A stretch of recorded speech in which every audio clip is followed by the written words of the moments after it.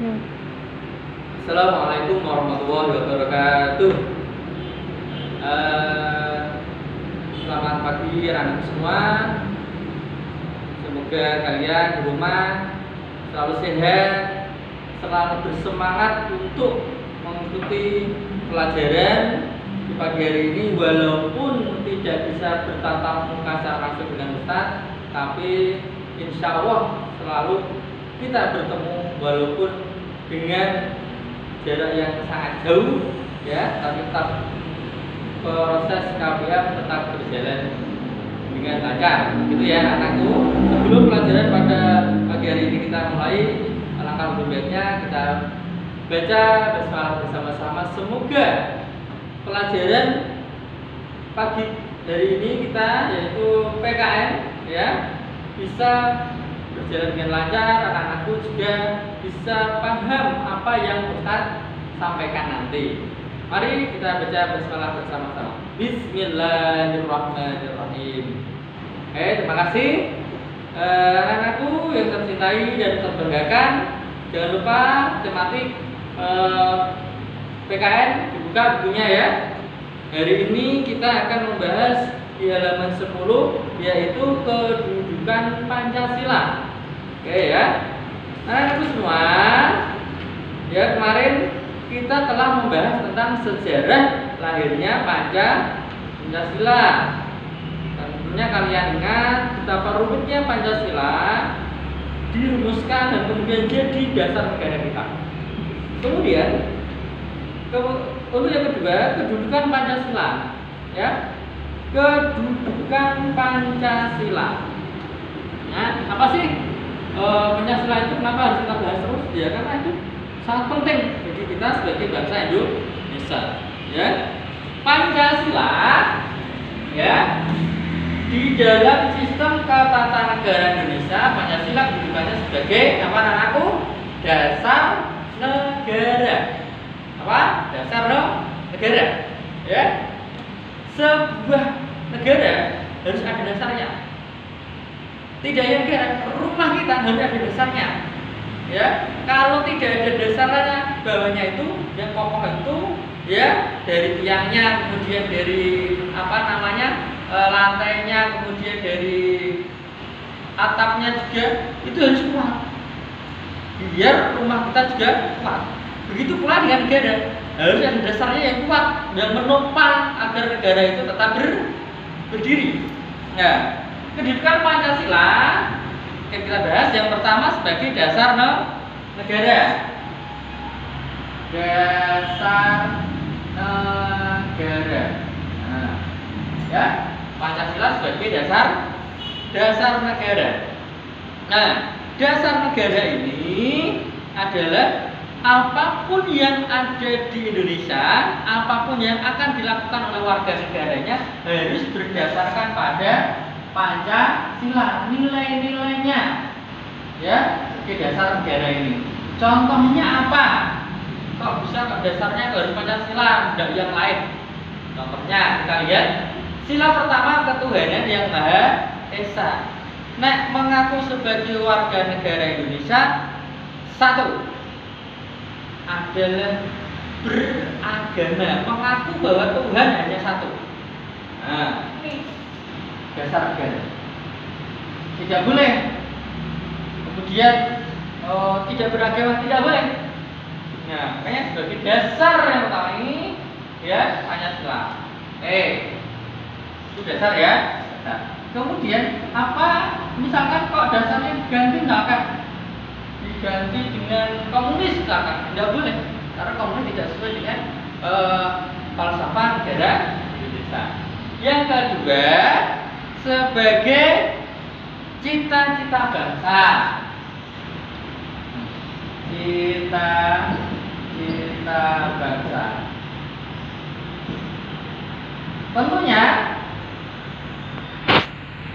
semua orang punya cita-cita ya, anakku ya. Ayo, siapa yang tidak punya cita-cita? Ya, semua orang punya cita-cita. Entah itu pengen jadi dokter, pengen jadi insinyur, pengen jadi presiden, atau pengen jadi orang yang sukses. sukses lah dan sebagainya, kita harus punya cita-cita. Termasuk negara kita Indonesia punya cita-cita bangsa. Dan cita-cita bangsa Indonesia itu apa? Cita-cita bangsa Indonesia, saya lihat ya di bukunya di halaman 11. Yang pertama, melindungi segenap bangsa Indonesia dan seluruh tumpah darah Indonesia. Ini terdapat dalam apa? Dalam UUD 1945 ya, cita-cita bangsa. Yang pertama, melindungi segenap bangsa Indonesia dan seluruh tumpah darah Indonesia. Nah, bangsa Indonesia itu siapa saja? Orangnya, kita semua yang ada di Indonesia itu dilindungi oleh negara. Kemudian wilayahnya Indonesia dilindungi, ya, dari Sabang sampai Merauke, ya, dari dari Pulau Timur sampai Sulawesi Utara sana yang Jempol Utara itu, ya, semuanya dilindungi. Termasuk yang sekarang ramai diperebutkan adalah Kepulauan Natuna, ya, kalau kalian lihat di berita, ya, di berita-berita itu sekarang ramai Kepulauan Natuna yang milik Indonesia itu diperebutkan antara Indonesia sebagai pemisah, kemudian Cina dan Vietnam, ya, kalau kalian lihat beritanya sangat ramai. Maka Indonesia itu untuk mempertahankan melindungi Kepulauan Natuna itu oleh Indonesia, pemerintah menyiagakan kapal perang dan pesawat-pesawat tempur di sana. Untuk apa? Untuk melindungi wilayah Indonesia. Nah, itu ini melindungi segenap bangsa Indonesia. Kemudian memajukan kesejahteraan umum. Memajukan kesejahteraan umum itu contohnya apa, anakku? Contohnya adalah bangunan semuanya dibangun yang bagus-bagus, jalanan dibuat yang bagus, ya. Kemudian ada tempat-tempat rekreasi, ada jembatan yang bagus-bagus, ya, saluran irigasi yang sangat lancar. Itu termasuk memajukan kesejahteraan umum karena apa? Dipakai oleh orang banyak. Yang ketiga, cita-cita bangsa Indonesia adalah mencerdaskan kehidupan bangsa. Mencerdaskan kehidupan bangsa itu contohnya apa? Kalian sekolah aman, tidak ada yang mengganggu. Kemudian sekolah dikasih bantuan oleh pemerintah, ya, dikasih, ya. Kemudian adanya program wajib belajar dan dibantu oleh pemerintah. Lah itu juga termasuk mencerdaskan kehidupan bangsa. Kemudian yang keempat, ikut melaksanakan ketertiban dunia. Jadi Indonesia juga ikut melaksanakan ketertiban dunia. Contohnya apa? Indonesia ikut dalam tentara keamanan PBB, ditugaskan ke negara yang masih perang, ditugaskan ke negara yang masih banyak konfliknya. Tuh, ya. Itu cita-cita bangsa Indonesia. Lebih jelasnya kalian lihat di buku paketnya, ya, halaman 11. Oke, itu adalah cita-cita bangsa Indonesia.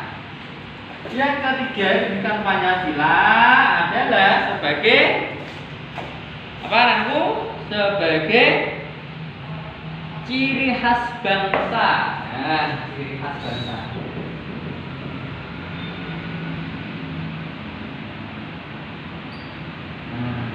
Pancasila di sini sebagai ciri khas bangsa.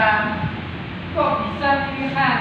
Nah, kalian perhatikan isi Pancasila, satu ketuhanan yang Maha Esa. Jelas, Pancasila hanya mengakui orang-orang yang di dalamnya itu kepercayaannya adalah mengakui hanya ada satu Tuhan. Jadi tidak ngaku jadi orang Indonesia harus beragama. Agamanya apa?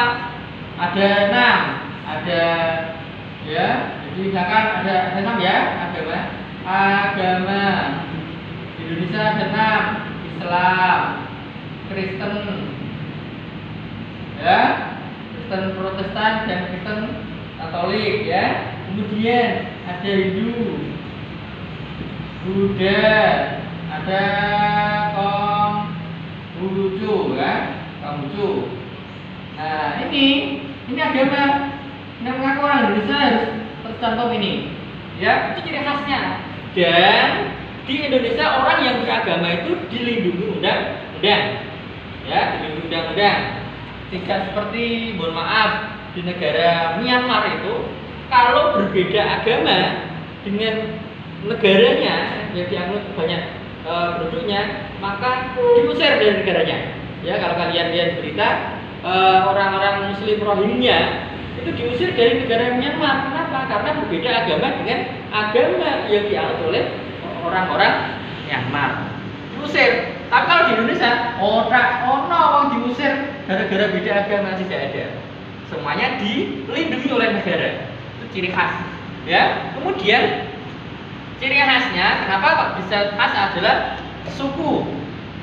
Ya, ini agama, suku.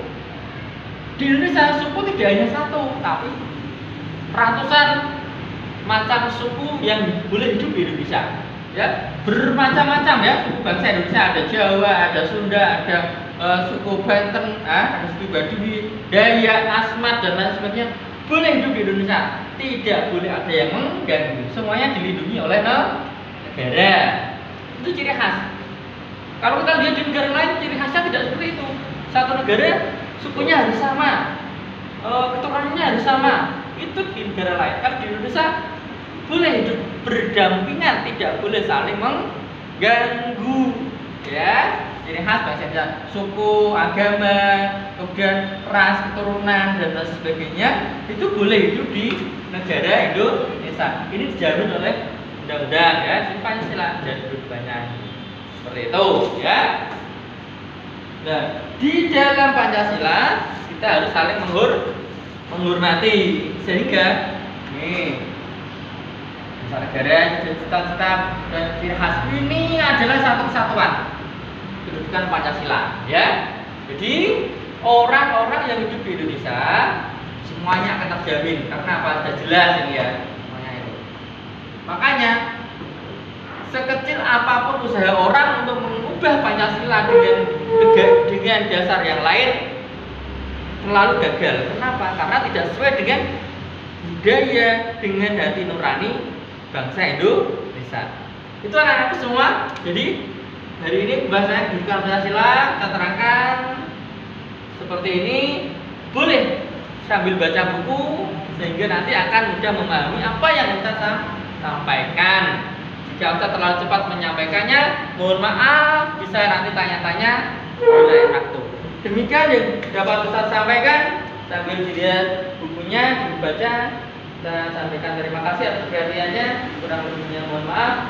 Assalamualaikum warahmatullahi wabarakatuh.